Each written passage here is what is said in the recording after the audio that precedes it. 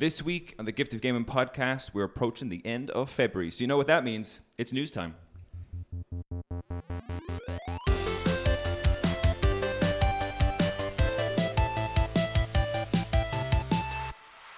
What's up, it's me, your host, Darren Wade, and today I am joined by the console-hating, PC-playing, lore-seeking, full-time Canadian himself, Chris Robbins. Chris, welcome back to a news episode. Hey, well, thanks for having me. It's that time of the month, eh? Absolutely. And just on your little, your title, full-time Canadian, you were almost going back to being a full-time Canadian there for a moment. Yeah, oh my God. Going on record with this one. Just some mishaps with my visa. The government is a little behind with renewing some applications, but I've been assured that I'm fine as long as it's in processing, then I'm still good to so we haven't lost you back to Canada just yet. yet. Yeah. Imagine that. Yeah. Chris gets kicked out of Ireland round 2. Yeah, here we go again. I remember this script. Well, I'm glad you haven't been kicked out. What have you been playing?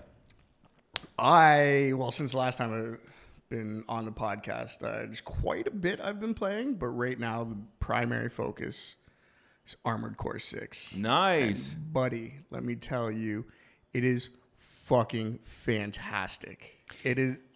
I don't even know how to, the best way to describe it is just epic. Just fun. It's fun and frustrating because it is a From Software game and they don't pull their punches. It is very difficult and there's not really a lot of power scaling. So over the course of the game, it's really just a matter of get good or die.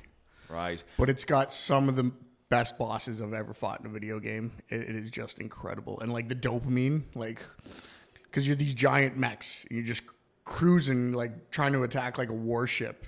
And they're firing all sorts of turrets and missiles at you, and you're just twitch reflexes, dodging, and just juking till you get to the bridge and just hack it down with a sword, and just the tingle you get from doing something like that. I can't remember which Armored Core it was years ago that I played one, but the customization that was available for your mech was outrageous. It was That's all it is, because there's a few tweaks you can do to get a bit stronger, but they cap pretty quickly. The damage mitigation, it only goes up to a maximum of 15%. Okay. So other than that, in order to pass certain missions, it just comes down to customization, which maybe I need a tankier mech, so you put on tankier parts, but that comes with the trade-off whereas you're not as quick, or you have crap aerial combat, so you kind of have to choose your battles here. Yeah. And I think that's pretty cool. Nice. Because I've been looking at it for a little bit, and I don't know if I would get it, but I always think back to playing whatever one it was, maybe 4, maybe 3, depending on what year it was out. And I was in school at the time, secondary school, playing it, but it was one of those things that every day coming home, because it has that the gameplay loop in those games is just so satisfying, unlocking the next part that you may or may not want on your mech, and the Christmas. And it's super accessible because the missions, or the sorties as they call them in this game, they're it's kind of arcadey. You jump in, it's pretty linear, but still it's super accessible. I jumped in for just a couple before I came here, and I was just I got time to replay a mission, try to get my S rank in it, and I ended up beating the chapter 4 boss, which I've been stuck on for ages, man. Nice. So you had a productive morning. Yeah, I had a pretty productive morning. Yeah. Got a lot done today. Yeah. You may or may not have noticed my beard is gone, and that is not by choice. I don't think beards just fall out like that. No, they don't fall out. No, I had to shave. I did shave it in the end. No, I was shaving yesterday. I was heading out last night. I was tidy up the beard a little bit. And the clippers on my razor snapped and broke and fell off. So I clean razed part through the right hand side of my beard here. And I was like, well, I guess everything has to go now.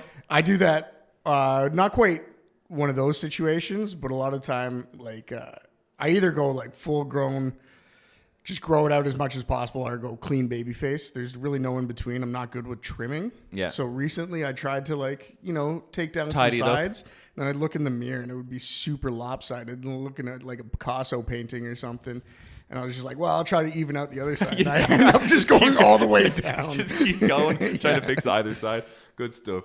And you were saying Street Fighter, Capcom events on tonight. Yep. So in the meantime, like while I've been playing my Armored Core, I've had Capcom World Cup open on the side. It's been running all weekend pretty good. Like this is the big tournament, like $2 million in prize cash, $1 million for the first place. So top 16 is tonight. One of my favorite fighters didn't even make it, which is unfortunate. One got knocked out early, but there's still another guy, Mena RD, plays Blanca a lot. Yeah. And it's pretty entertaining to watch. So I'm pretty stoked for that. And are you still playing Street Fighter 6? Not you too dropped much. off? No, yeah, I dropped off, which is unfortunate. I want to jump back into it. And especially I want to play Killer Instinct because that went free to play. Mm-hmm. So, and Maximilian Dude is always praised that game as being like a very slept on fighter. So I want to get back into them. It's so hard, and they come out and they're so expensive, and it's hard to like and also get good at all of them. Exactly. Right? That's the thing is that I've chosen Smash Brothers and Tekken as my two, and that's kind of where I leave it because it's too hard. Smash Bros isn't even really comparable, I don't think, because you play that under different circumstances. You play that with like just your mates. buds, and it's fun. Whereas like Tekken, you take it online, right? Yeah. I've with Tekken 8, which I've been bed into recently. That's the only Tekken I've really taken online. Tekken 7 I played a little bit online, but I got frustrated by the juggling. I used to play a lot of Tekken with my brothers and Kev, and there was always an honor system with us. You know, if you got knocked down, they give you a chance to get back up and keep the fight going. Oh yeah, you don't get that. No, you do not get that shit online whatsoever. And the juggling I found really hard to manage. But Tekken 8's quite interesting in that in all the build up, they were just promoting it as you need to be aggressive in this game. Like the style to play this game and play this game well is just aggression. And I went and when I got it, I spent a good bit of time learning the juggling combos or the good combos to kind of just keep the attack up. And but online, and I think my win rate is 70-something%. I've been whooping a good bit of ass. Oh, shit, man. That's pretty good. No, I think 70-something% of maybe have I done 20 odd online fights or something like that. But it's interesting that I play as Law would be my character. Yeah. And most people you meet online playing as Law, it's a bicycle kick frenzy. Like everyone, that's kind of like, they'll do the bicycle kick combos and stuff like that. But I think I play Law quite differently. Like I kind of like the stylish Law as opposed to just reverting back to the old fucking bicycle kick galore type thing. And I don't think people really know how to manage me. Well, yeah. I mean, if you go up against, and the same thing could be said against in Street Fighter, although there's less wiggle room with a lot of the fighters, but if you keep going up against like a Guile that'll just sit in the corner and Sonic Boom and like Sonic Kick, kind of get used to that. And the moment somebody like that 1 in 100 that throws something completely different at you, then you're like, what do I do? I don't know. But it's such a good system in that anytime you win or anytime a match is finished, it'll give both of you a chance to do a rematch, and it does do an automatic best out of 3. So you can only rematch until someone gets the best out of 3, and then you have to go into the next fight, which I quite like. Oh, that's pretty cool. Yeah, it is pretty cool, and it's fun. I've come across a lot of guys. I think one of the fights I lost to was Steve, who's like the boxing character in Tekken, and he's not very common online. People say he's a bit of a challenging character to play as. He was in 7 too, actually, because he had a lot of like... But I came across to Steve and I lost to him, and I've never been happier to lose a game. He was one of the most stylish fighters. It was like playing against a proper boxer, like all of his dodges. And I was fighting being like, playing, not frustrated at all that he was whooping me. I was like, this guy is so good. And does it make you kind of want to jump ship? I was like, should I play as Steve now? I get like that sometimes, FOMO. Yeah, of a really good character. But enough about that, Chris. We've got news to get into. We sure do. And the first story I want to go to comes from Chris Scullion at the Video Games Chronicle, and it's about the new quadruple A game. That's right, Chris. We've got a new standard. We made it. 2024, the year of the quadruple A game.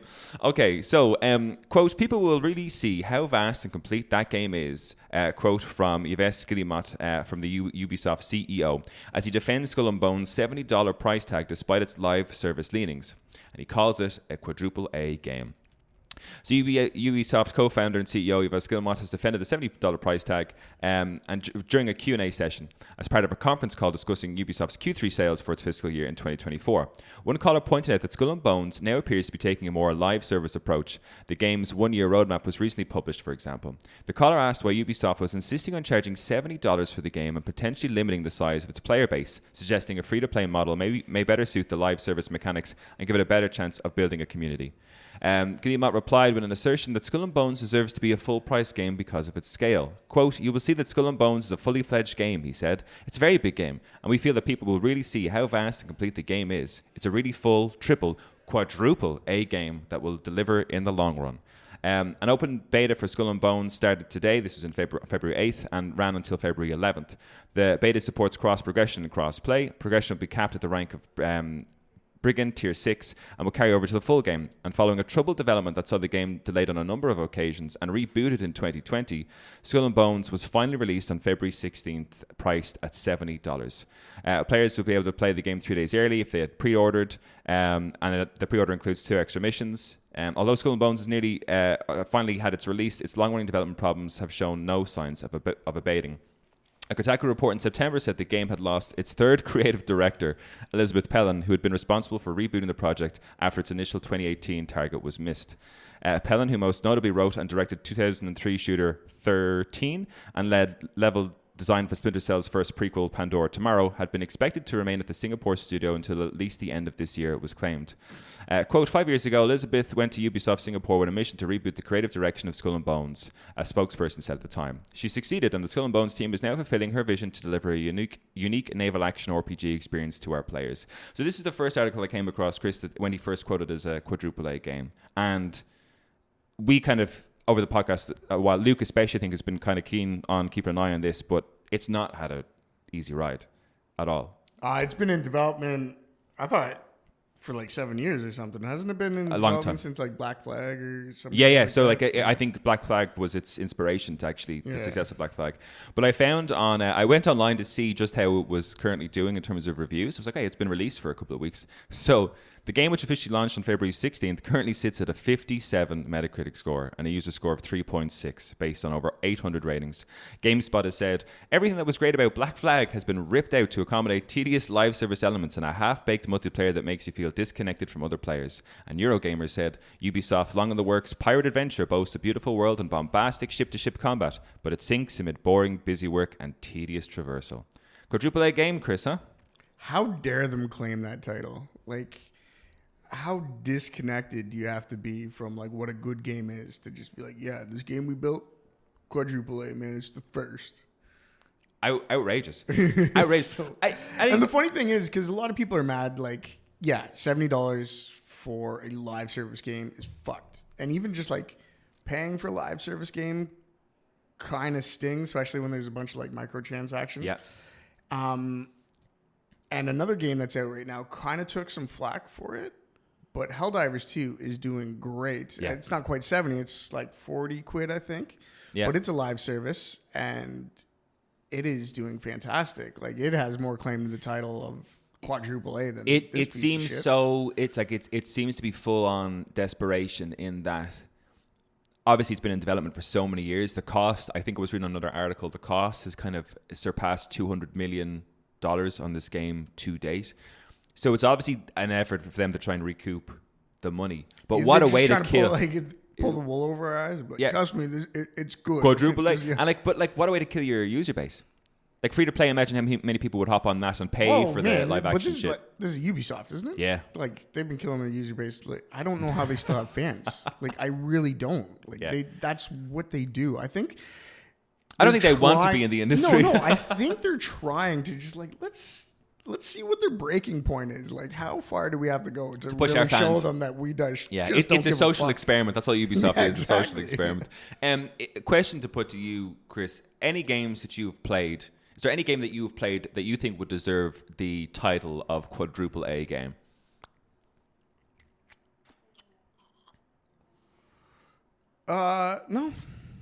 No. I mean, why does there have to be a quadruple A? Triple A is. I thought that was the max. No, it's quadruple A now, Chris. That's where we're at. That's the new height to reach.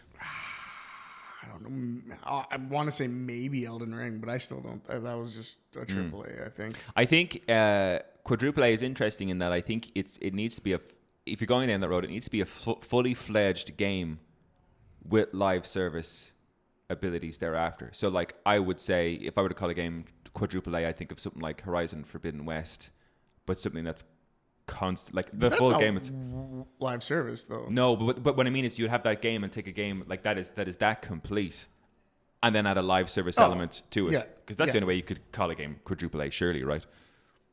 Yeah, I don't know. Like if they, I think, and I know you're going to hate to hear this because of their history. Are you going to rally on Kingdom Hearts? Because you better watch yourself. No. If CD Projekt Red were to come out with like an immersive like MMO update to Cyberpunk, where like that you're running around that city in like a GTA style, with other people on a server, I think that could be a quadruple A. In the state the game is in now. Right now, and I'd agree. Which I've been turned around on Cyberpunk. I'm not going to fight you on that one. I don't think they should have been released the way it was, but that's a redemption story. If they turn that into like a live service online game styled like online play, kind of like GTA, I think that would be definitely a quadruple A. And I think that would be the benchmark for something like that. Because it was recently Craig was playing through it. He's been kind of trying to find games to fill the hole in his life until Final Fantasy VII Rebirth comes out. But he was playing through Cyberpunk, and I never really gone back to it since I first bought it and saw it was shit, and I never looked back. But he was playing it, and I sat down and watched him kind of traverse the world a little bit. And it was the PS5 version on his real nice TV, and I kind of said, "Shit, this looks like a good. It looks like Did a good he get game." the Sons of Liberty, the update? Yes. Apparently, it just revamped the game too. Yeah, There's new and skill my trees brother who not Andrew's on the podcast, my other brother, he got the PS5 version and Phantom Liberty. Now he hadn't played it prior to that, but he does nothing but sing. Now he's a Keanu Reeves fanboy, so it's a different thing for him. a bit of a stand here. Right? Yeah. But he's I get it. He's praised it. I mean, I can't not love anything Jeffrey Dean Morgan's in. Yeah. Even if it's shit, I'll call it good. Yeah. So that's it, everybody. We're in quadruple A game territory now. That's what we're all striving to, apparently. This next article, Chris, is more kind of your area of expertise. So this is on Elden Ring Shadow of the Erdtree trailer, the new DLC. This comes from Polygon by Michael McWhirter. So Elden Ring Shadow of the Erdtree's first trailer and release date are here. From Surfroad's expansion to 2022's Game of the Year arrives this June. It's time to return to the lands between. Elden Ring developer released the first trailer for the open world role-playing games expansion, Shadow of the Erdtree, and finally revealed a release date, and it will be released June 21st. It was announced last February, but developer From Surfer has revealed little about its DLC for 2022's Game of the Year. Rise, tarnished, and let us walk a new path, quote, the developer said at the time. An upcoming expansion for Elden Ring Shadow of the Erdtree is currently in development. We hope you look forward to new adventures in the lands between. That location, the major players of Shadow of the Erdtree were teased in a single piece of artwork released alongside the DLC's original announcement. That artwork included a reference to Mikila of the... Mikila? Okay, yeah, you're going to have to help me. Mikila of the Haligtree, a demigod, Eperine, and the twin brother of the fearsome Millennia, and a character we don't really get to see in the original Elden Ring. Mikila is teased in the battle against Mog, where he is trapped inside... I should probably read this. I know, right? This, all these names. Where he is trapped inside an icky egg sack. Players will track Mikila through the land of shadow in the expansion and come face to face with a formidable new foe, Messir the Impaler, a powerful boss who appears to have a strong connection to Mikila and Millennia. It's available for PlayStation 4, PlayStation 5, Windows PC, Xbox One, and Xbox Series X, and it's the DLC is coming to all those platforms as well. Now, I went further on this. According to Gaming Bible, Shadow of the Erdtree will cost $40 or £35, which makes it the priciest expansion we've seen in quite some time. If you think back to Cyberpunk 2077, I want to make a note on that now. Like, normally that would piss me off so much. I'm like, oh my God, this is such expensive DLC. But since it's FromSoft, and I have such faith in the company, the fact that it's 40 means I'm pretty sure it's just going to be a huge. So that was my Sons of Liberty level of like more content. Or bigger, because that was my question to you. Because that's $40. Phantom Liberty was $30, and Horizon Burning Shores was $20. Now, Horizon Burning Shores wasn't massive. Phantom Liberty was pretty substantial. So my question is, do you think that this expansion is going to be massive? This is yeah, gonna be huge? yeah, I think it's going to be fucking big, man. Because it's been so excited. Like, what are we talking about? That game was 2022, so we were waiting 2 years ish. By the time it comes out June 21st, it'll be 2+ ish years since we've gotten the. I think they're holding on a bit for the release because the release date is June 21st, 2024. But in the Japanese style of date. How they slip it date around? format, it's 240621. So 240 and 621 are super important numbers in Armored Core 6. Really? So I think they just like well, obviously like Reddit is like going crazy, just like, oh my god, are we going to have a crossover? And like, no, we're not. But like an Armored Core, like Miyazaki just thinks about these things. He's just like, I want to release it on that date. That would have been mad though, and that would have been the ultimate crossover. Yeah. So yeah, I mean, I'm assuming as a man who played and very much enjoyed, was Elden Ring your game of the year back 2022? Oh, easily. Yeah, easily. Well, damn near game of the decade. And so I'm assuming you're excited for the DLC then. Super excited. Yeah. I'll get it day one for sure.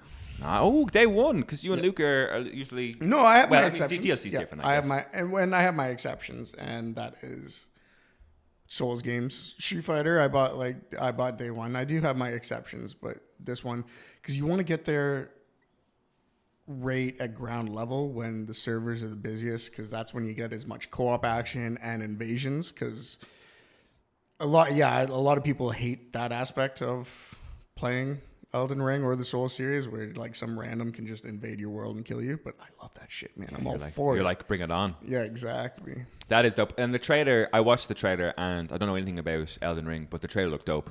It looks really, really good. I watched the trailer once, and then I've had to like just flag everything about the trailer since then. Just because you're going like, radio silence on it.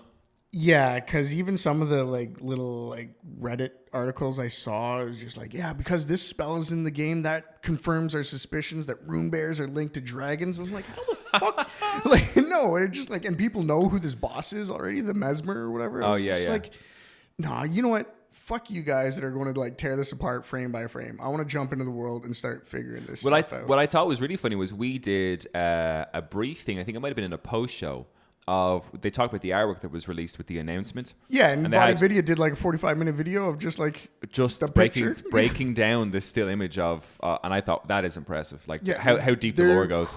Well, I've told you, I've spoke highly about like the lore of the Soulsian games. Yeah, and it's for this very reason. But now it's getting a bit too far. Where like everyone I liked it when we were moment. piecing it together from dialogue and like little tidbits we found in game, and not just like breaking down a trailer and just like, because this is colored this way, blah blah blah blah. And yeah. Like, I mean, I've definitely fallen into that with. You guys are doing Rebirth. It with 7 right now. Yeah. We just now.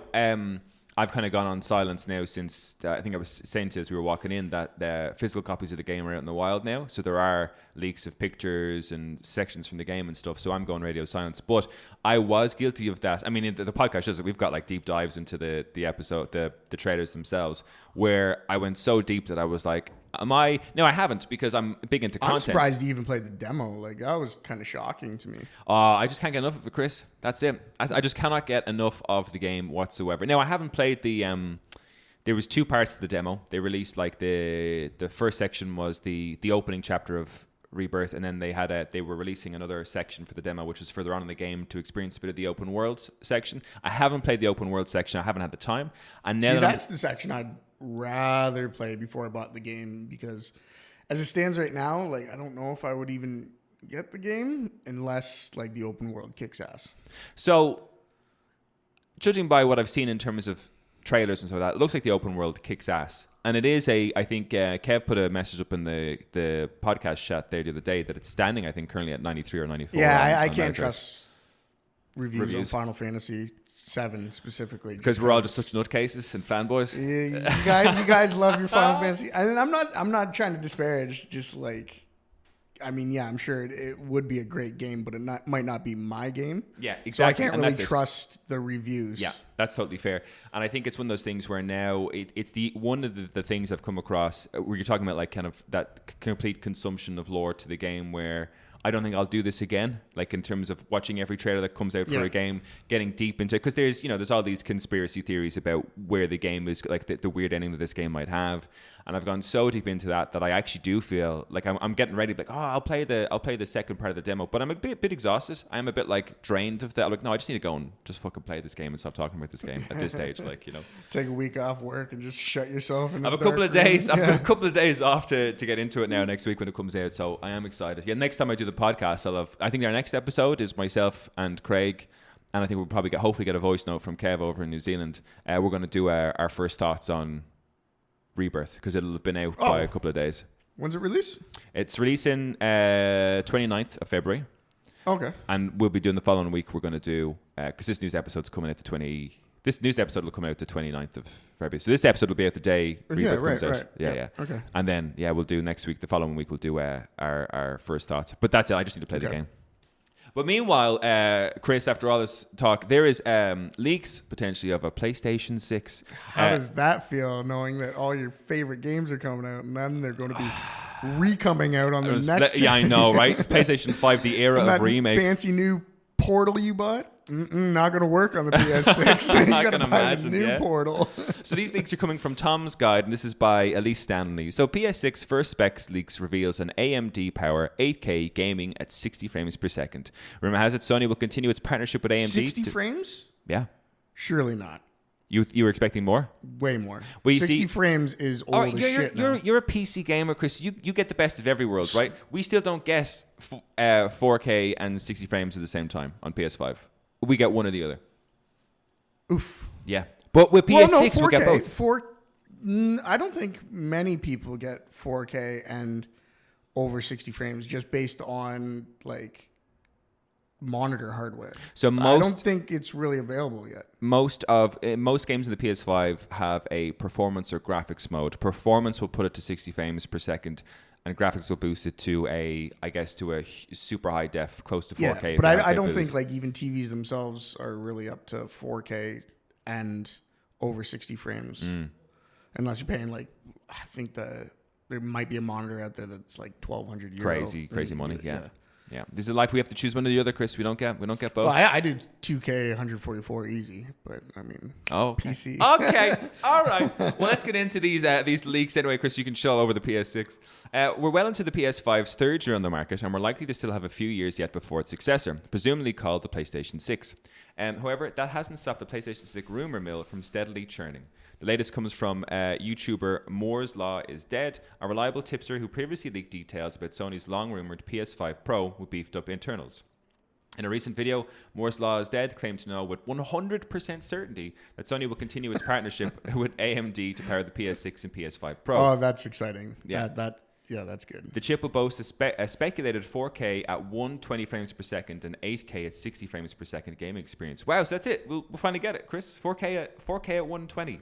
But you still need the monitor or the television that can handle that, and that's super expensive. Yeah. Adding credibility to this rumor is another report from YouTuber Red Gaming Tech, who claims Sony wasn't even considering any vendors other than AMD to power its next-gen consoles. Awesome. The PS4 and PS5. Speaking of fanboys, like I'm a bit guilty myself. I'm huge AMD fanboy. As opposed to the likes of NVIDIA. NVIDIA, yeah. So Sony discussed making the switch to other chip vendors, the most notable of these being NVIDIA. However, the company ultimately decided to stick with AMD for several reasons, including ease of backward compatibility and an already dedicated custom solutions team. Of course, you should take all of this with a grain of salt, barring official confirmation from the PlayStation team. There's still much we don't know about the PS6's specs and launch window, but we have a clue thanks to court documents made public in the FTC's case against Microsoft over its attempt to acquire Activision Blizzard. In November 2022, Sony indicated in documents submitted to the court that it doesn't plan to release the PS6 until at least after 2027. Last summer, Microsoft said that, should the Activision Blizzard deal go through, it's committed to releasing Call of Duty games on PlayStation platforms for at least the next 10 years. Quote, this term would in any case go beyond the expected starting period for the next generation of consoles in 2028, Microsoft said. Sony has already entered talks with manufacturers for the PS6, Moore's Law is Dead claimed. As for PS5 Pro, the most common rumors suggest it'll be announced this year, with its release planned for late 2024 or early 2025. Chris, is it too early to be talking about a PlayStation 6? Yeah. I feel like the PS5 has hardly been around. Yeah. And I don't know if that's because... I mean, it only came out...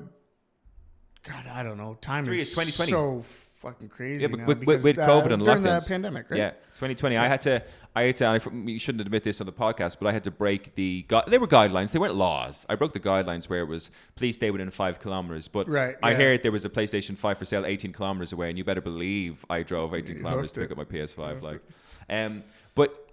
It's weird. The PS5, Horizon came out on the PS5 in its early days, Forbidden West, and I was blown away by how well it looked.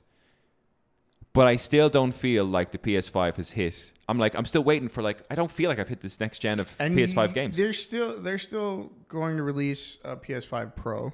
Yeah. And they're still going to do all this other stupid shit that they do. And then, by the way, use PS6 short term later. Look at the Switch, for fuck's sakes. It's still killing it. And it's been out for what? 8-9 years? Yeah. More? Possibly at this stage, yeah. Yeah. And we haven't even got a leak about a Switch 2 yet. Although I did do a post show. I don't know if you watched the Nintendo Direct, the partnership Direct that they put up last week. This Switch is dead, man. The Nintendo Switch. I'm looking at what's coming out in the Switch. I was like, okay, this is officially 1 foot in the grave for the Switch, because there was nothing coming out for it. Yeah. But that's what I mean. I'm like, PS5 for me has been the system of the Final Fantasy VII remake, Horizon looking great, and then just fucking reboots and remakes made to look better, but still not hitting PS5. I found a video on this that was because when I found out about the PS6 leak, I was looking at other videos, and there's one showcasing all the hits, air quotes here, hits of PS5. And I was going to post it up in the chat, but I thought you guys would flame me because you're all PlayStation fans. But it was literally just showing the same games, just remakes, and even the new games, which was Spider-Man 2. It was just it was just showing reviews. It was this is essentially just the same Spider-Man game. I saw a side-by-side spec. I can't remember who did the video, and it was satire or comedy. So I'm assuming it might have been a showing side-by-side God of War, where it was just PS5. Here's your Spider-Man 2, but here's Spider-Man 2 on the PS5, and I'm like, it's the same fucking there's nothing look at those shadows there. I'm like, they look the same shadows. I don't know. So I am the fact that they're talking about PS6 already makes me quite disappointed, because PS4 kind of came out at around the time I was in college, and I had kind of stepped away from video games while I was in college. I wasn't really into video games for a couple of years back then. So the PS4 came out with kind of not a whole lot of fanfare from my perspective, and I've enjoyed it ever since. It's been fantastic.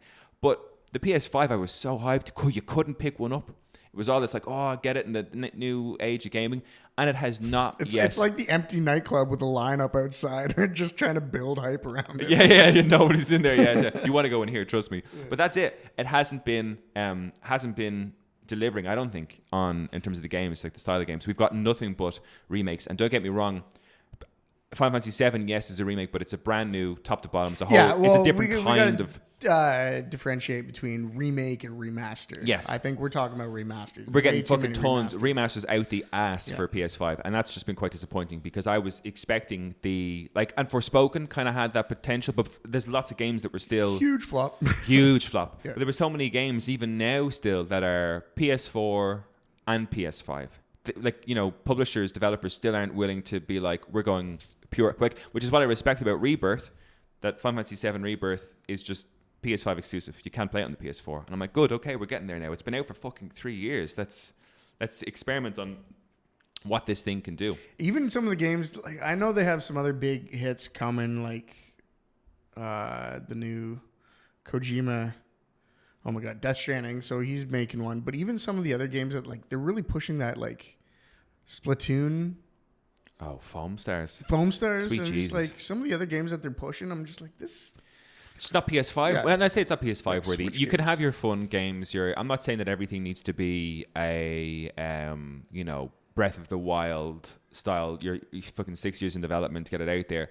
But there isn't enough of that, or there hasn't been enough of that on the PS5. Well, the thing is, if that's what you're pushing, and those are the most of the good games out there, you don't need a PS5 to run them. Fuck, you could buy a super cheap computer just to play those kind of games. Yeah. So they really, if they want to keep pushing their system, I think they do have to start pushing the like really graphical games that like why would you buy anything else? Yeah, like, you need to play it on this. And like I know the whole PlayStation argument, and we'll get to it when we talk about Xbox, an Xbox article in a bit, but PlayStation 5's thing is the big exclusives, which, you know, they tend to come out on PC a year later, so they're not really true exclusives. But aside from that, I'm like, guys, you need to be, just games in general just need to be the next gen. Like, I mean, Craig, they have a few aces up their sleeves too. Like they're still sitting on Bloodborne, which they could just remaster or make a Bloodborne 2 at any point, and it's a console seller. So like they have some aces. There's an interesting topic actually about remakes and sequels that I have put together for the post show. So if you want to hear a little bit of something about that, check out our patreon.com/thegifted But yeah, I think I don't want to hear anything else about the PS6. I'm like, no. I mean, please forget about that and actually build amazing games for this PS5 that I have had and I've only had for 3 years, and 2 years of which we couldn't get anything for because there was a chip shortage and the whole world was fucked. So can we please focus on the thing I tried really hard to get, please? Yeah, not good. So biggest article in or biggest story in February, Chris, I think we can both agree, was what the hell happened with Xbox. Yeah. This is pretty wild. So this is coming from, I've got 2 articles here because they're kind of updates of each other. So the first one is coming from Willow Rowe and Kotaku, and this is from early February, so around February 12th. Recently, the games industry has been shaken by news that could change the dynamic between console giants Xbox and PlayStation. A number of recent leaks suggested that Microsoft may be planning to put aside exclusivity and bring its catalog of titles like Halo to rival platforms, even to the PS5. The fans of this rumor flame were stoked even further. That's a really weird. How is this? Hang on. The rumor flame. Oh, this article is written so poorly. Hang on. I'm just going to say the flames of this rumor were stoked even further by a recent GameStop ad. That it's so messed up I can't even begin to fix it. That GameStop ad that referred to Games Pass as, quote, Microsoft Games Pass. The internet was so aflame, Xbox head Phil Spencer had to break his silence and reveal a, quote, business update event coming on an undisclosed day the week of February 12th. I mean, it's already been kind of Microsoft Games Pass because it's been available on a computer for ages now. I don't know why that kind of scared people, but yeah. So this announcement's coming the week of February 12th that should debunk or perhaps confirm the rumors. Either you were excited about the prospect of playing more Xbox titles on any platform you want, or you were lamenting the end of an era for Team Green. Although it seems like the most diehard Xbox fans are decidedly not okay at the moment. So that was early February, and we had that business announcement. It was a podcast thing on the Xbox service. So this is from Nick Rodriguez at Gamer Rant. A week and a half later, on the 21st of February, Xbox has confirmed that a handful of its exclusives will be landing on the Nintendo Switch, and some expect more ports to follow. 2024 has proven to be a rather interesting and tumultuous year for Xbox thus far, with a flurry of controversial leaks and rumors calling for a public re-examining of the brand's publishing strategy. These leaks and rumors were recently supported by official news from Xbox leadership, prompting many to wonder which games would be leaving Microsoft's ecosystem. At least 4 Xbox exclusives will be arriving on other platforms, as confirmed by Phil Spencer, Matt Booty, and Sarah Bond on the Xbox podcast, in an episode addressing the rampant rumors and speculation surrounding Xbox exclusivity. During the podcast, the Xbox representatives would not specify which 4 games were confirmed to come to other platforms, with Spencer simply stating that 2 are, quote, service-based games, and the other 2 are smaller projects that would benefit from being launched on other hardware. Those 4 games have since been revealed, and there might be a reason to believe there are more on the way. So I think there's only 2 that have been revealed, not 4. So the 2 that have been revealed are Grounded for the Switch release on April 16th, and Pentiment for a Switch release on February 22nd. While Xbox has made it clear that the gaming audiences shouldn't Grounded is an exclusive to Xbox, though, because that is available on Steam. It has been for ages. So I don't know why they're why that's even included. Chirping about that one. Interesting. Does it actually say anything about that? A statement on Xbox website posted shortly after the partner showcase reveals that it will also be coming to Sony platforms. Yeah, doesn't actually mention that it's already available on Steam. Interesting. Okay, so while Xbox made it clear that gaming audiences shouldn't necessarily anticipate more exclusives being ported to non-Microsoft systems, the company's messaging on this point has been somewhat ambiguous overall. Phil Spencer has confirmed that games like Starfield won't be leaving Xbox anytime soon, but he also stated, both during the podcast and in interviews with third-party outlets, that the company isn't completely ruling out the possibility of porting other exclusive titles. These comments leave the door open for essentially any Xbox exclusive to become multi-platform, but the games that are most commonly rumored to be ported include Indiana Jones and the Great Circle, Starfield, Gears of War, and Halo. While some of these rumors have come from relatively trusted sources, it should be noted that it's considerably less likely that major flagship titles, especially those from legacy franchises like Halo or Gears of War, will ever arrive on a competing platform.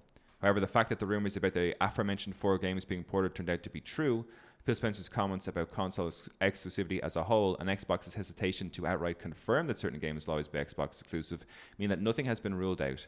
Depending on the console gaming climate over the next few years, it's conceivable that other Xbox games will arrive on Nintendo and possibly Sony hardware. Are Xbox in trouble, Chris? No, I don't think so. I think they're doing what they have to, given their position, but I don't think it would be crazy if they just, like, they do release these games, but on a subscription-based service through, like, a Games Pass app that you download. So my dashboard on my PS5 will have a Games Pass app, and you still have to pay for that service, but you can play all those games. I think maybe they're just kind of greasing the engines here with, like, getting these consoles good at being able to implement their games. So interestingly enough, I believe that these first 4 games that were mentioned are being released as not on a downloadable service application. That these games, whatever they might be. Yeah, well, but you expect the and I think they need to get these other consoles, like, familiar with porting their games before they can. I don't know. The Games Pass app might be tricky. I don't know. So when you say, like, they want them to be comfortable with porting these games, is it because Xbox is kind of the protagonist here and kind of saying we just want everybody to play the games everywhere, or is it a case of these games haven't been as profitable as we wanted them to on the exclusive Xbox Grounded system? did pretty good on Steam. I know that did. Pretty cool little concept. But the likes of, when you think of their the ones that would have had a bit of a nose, like Redfall wasn't what it was meant to be. Starfield had a ropey thing. Is this a way to try and get a bit more money for those games because they didn't do as well as anticipated? I think that has a lot to do with it. I